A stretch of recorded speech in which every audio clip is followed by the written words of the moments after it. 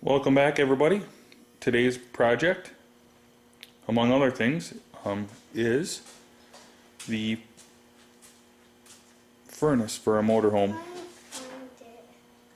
You couldn't find it? It's a 1/4 inch socket with an extension down on the counter in the basement. Can you look again for me, bud? Thank you. But I couldn't find it. Okay, I'll go with you in a minute then.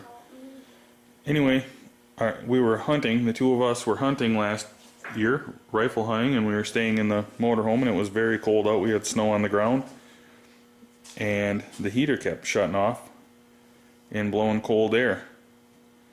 And we got it narrowed down to either the temp switch, which I believe is right here.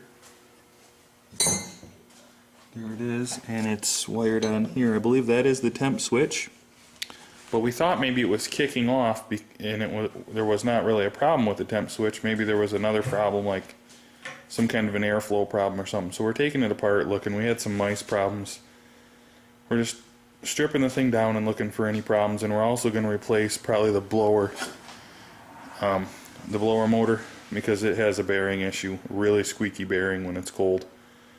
So we're going to go ahead and tear into this, and hopefully you can come along with us and see what we figure out about it. I guess if we don't find anything at all, we're going to buy a new temp switch and assume that that was bad. But we'll let you know what we find out along the way.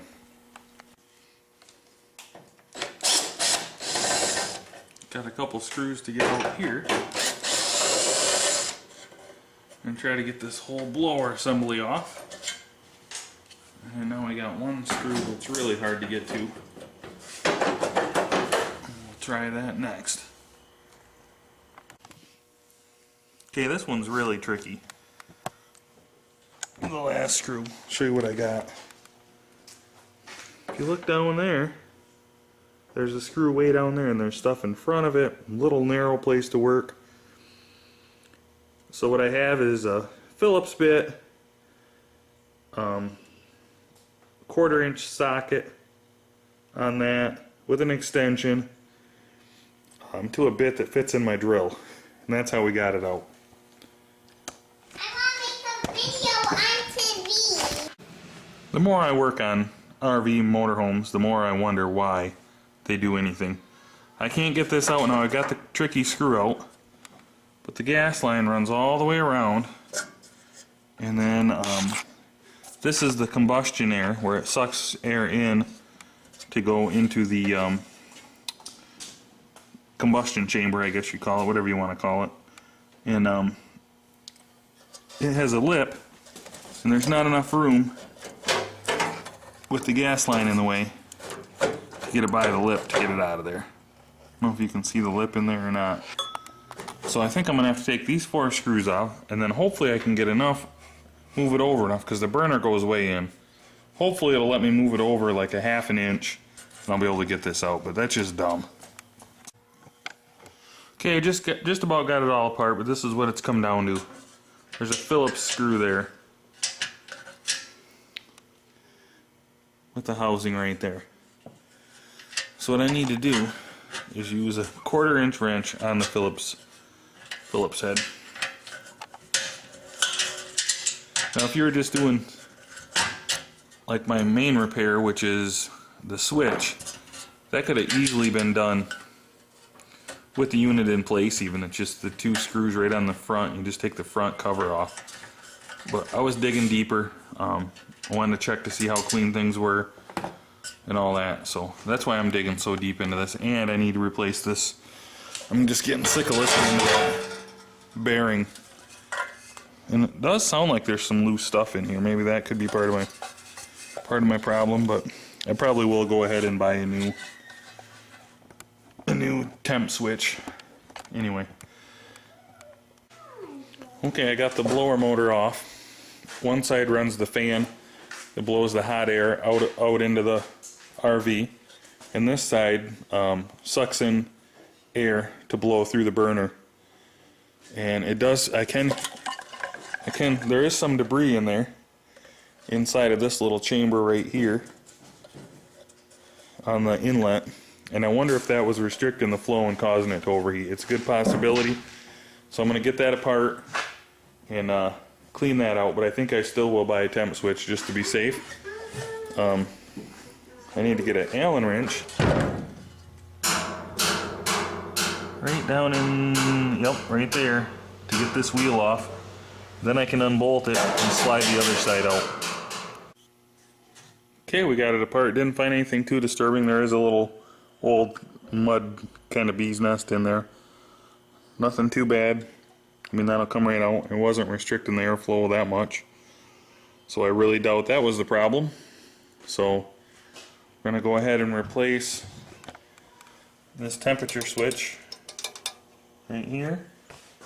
So here's the culprit with the loud squeaking noise when the furnace kicked on. I don't know if you can see how rusted it is. That bearing, I'm sure, is shot right there. It turns pretty difficult, and it was really squealing and squeaking and squawking. So we're going to go ahead and get a new fan motor. I also think I'll take a look at the sail switch here.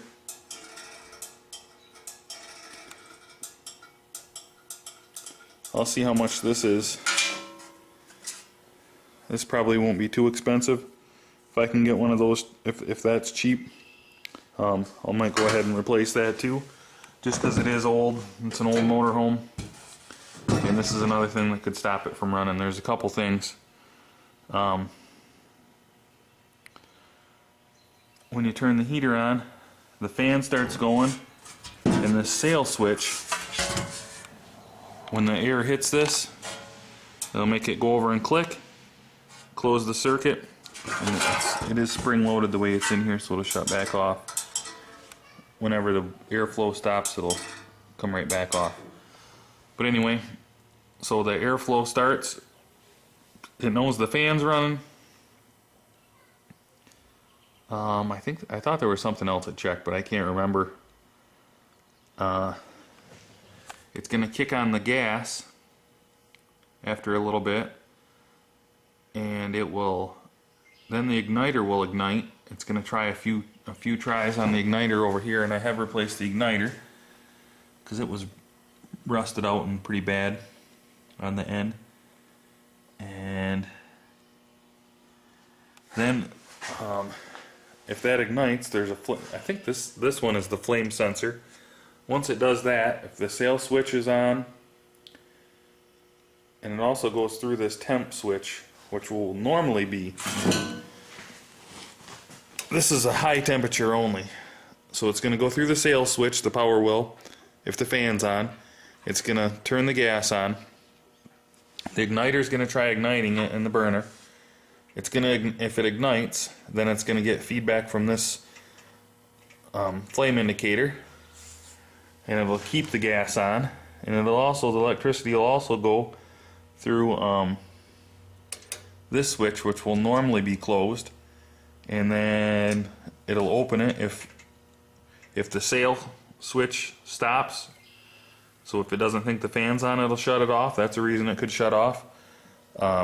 If the flame indicator, which this is brand new, so I assume it's working, that'd be a reason for it to shut off. Or if the temp switch is telling it it's overheating, it'll shut the gas off. So those are all reasons why the gas could get shut off, which is what's happening to me. So I've already replaced this. I'm going to replace that, and I might as well replace this while I'm into it. So I'm going to go ahead and get these parts ordered. I know I've got a place where I can order them. I'm going to get the motor and both switches. So I'll go ahead and once I get them, I'll show everybody how it goes back together, and we'll try it out because I know the kids are dying to go camping. We'll throw it all back together and do some camping, and hopefully the heater will work for us at night.